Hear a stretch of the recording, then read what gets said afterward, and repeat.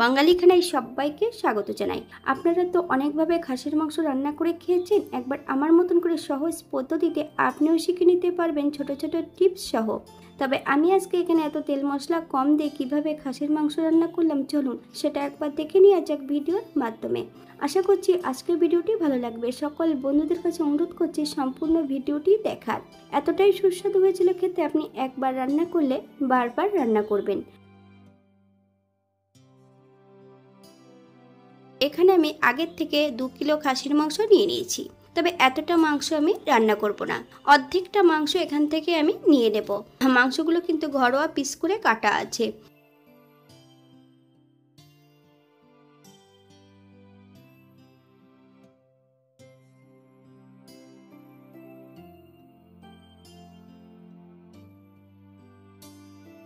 এই পর্যায়ে আমি অর্ধেকটা মাংস বেশ ভালো পরিষ্কার করে ধুয়ে নিয়েছি।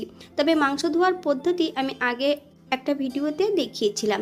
ভালো করে জল চেপে ফেলে দিয়ে আমি 1 চামচ কাঁচা সর্ষের তেল মাংসর গায়ে লাগিয়ে রেখে দিয়েছি 30 মিনিট আগে।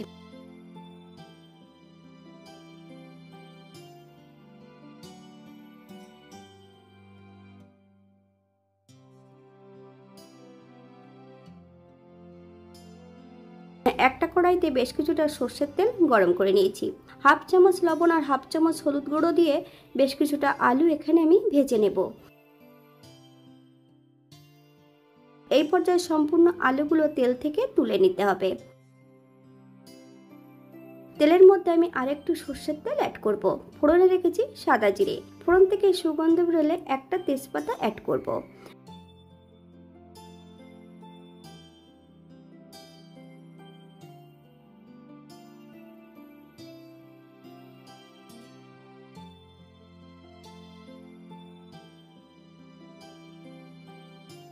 হাফ চামচ লবণ।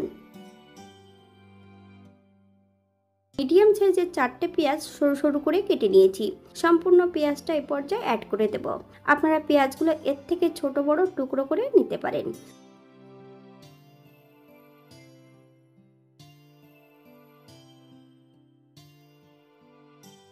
এই পর্যায়ে অ্যাড করব 2টো মিডিয়াম সাইজের রসুন। 80% বেটে নিয়েছি। সম্পূর্ণ রসুন বাটাটা অ্যাড করে দেব।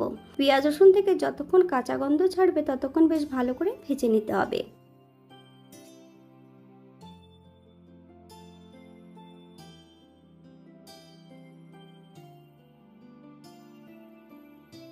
বাঙালি রান্না ঘরোয়া উপকরণ দিয়ে। আপনাদের যদি রান্নাগুলো পছন্দ হয় তাহলে চ্যানেলটি সাবস্ক্রাইব করে দিয়ে পাশে থাকবেন।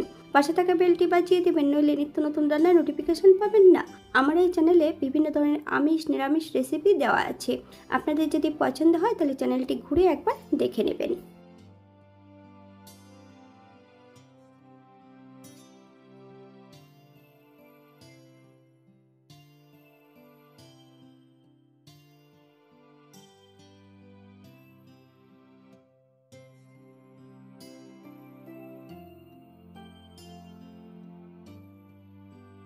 2 চামচ জিরে আর ধনে বাটা, 2 চামচ শুকনো লঙ্কা বাটা। আপনারা এখানে কাঁচা লঙ্কা বাটাটাও অ্যাড করতে পারেন। মিডিয়াম আঁচে মশলাটা বেশ ভালো করে ভেজে নিতে হবে।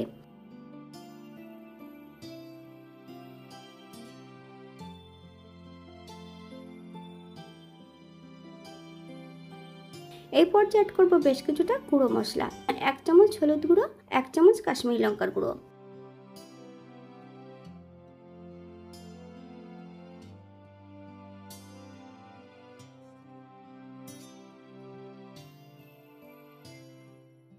মশলাটা বেশ ভালো করে ভেজে নিতে হবে। মশলাটা এমন ধাপে ধাপে যদি অ্যাড করা হয় তাহলে খাবারের স্বাদ কিন্তু দ্বিগুণ বেড়ে যাবে।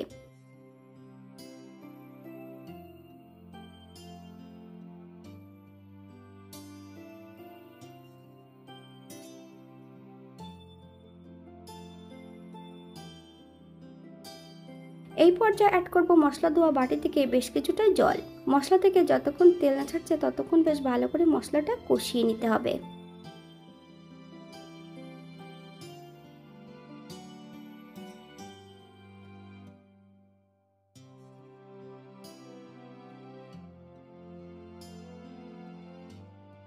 তেল ছেড়ে দিয়েছে। এই পর্যায়ে অ্যাড করব সম্পূর্ণ ম্যারিনেট করা মাংস।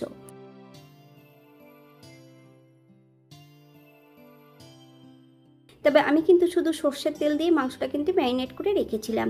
আপনারা চাইলে এখানে লবণ হলুদ অ্যাড করতে পারেন। মিডিয়াম আঁচে মশলা সহ মাংস দিয়ে বেশ ভালো করে কষিয়ে নিতে হবে।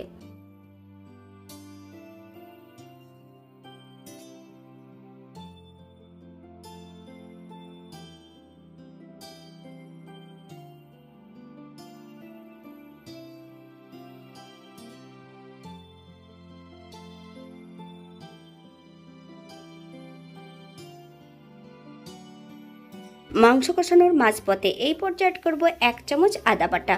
আমি এখানে বড় চামচ ব্যবহার করেছি। আদা দিয়ে মাংসটা বেশ ভালো করে কষিয়ে নিতে হবে।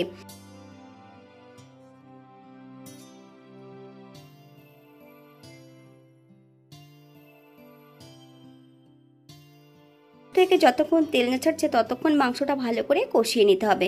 আমি এখানে 30 থেকে 40 মিনিটের মতন মাংসটা কষিয়ে নিয়েছি। আপনারা এর থেকে কম বেশি সময় লাগতে পারে।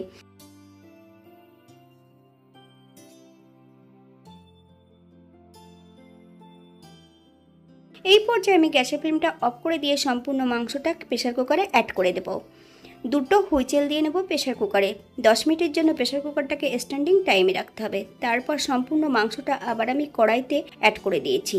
5 থেকে 7 মিনিটের জন্য আবার আমি হাই ফ্লেমে রান্না করে নেব।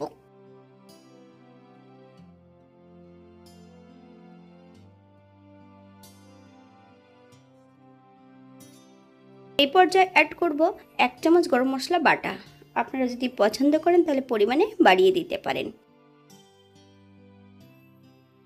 গ্যাসের ফ্লেমটা অফ করে দিয়ে 5 মিনিটের জন্য স্ট্যান্ডিং টাইম দেব। তারপর সার্ভ করব।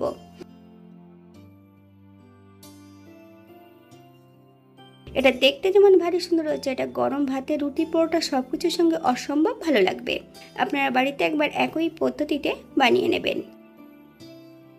এখানে যে আমি উপকরণগুলো অ্যাড করেছি আপনারা এর থেকে কম বেশি করে নিতে পারেন। এখানে টক দই, কাজু বাদাম বাটা অথবা চালমগজ বাটা আপনারা যদি পছন্দ করেন তাহলে অ্যাড করতে পারেন।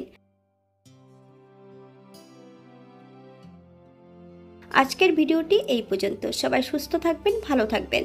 অন্যদিন নতুন রেসিপি নিয়ে আপনাদের সামনে আবার আমি হাজির হব। নতুন ও পুরনো সকল বন্ধুদের অসংখ্য ধন্যবাদ ভিডিওটি দেখার জন্য। হাতে যদি সময় থাকে তাহলে একটা লাইক, কমেন্ট, শেয়ার করবেন।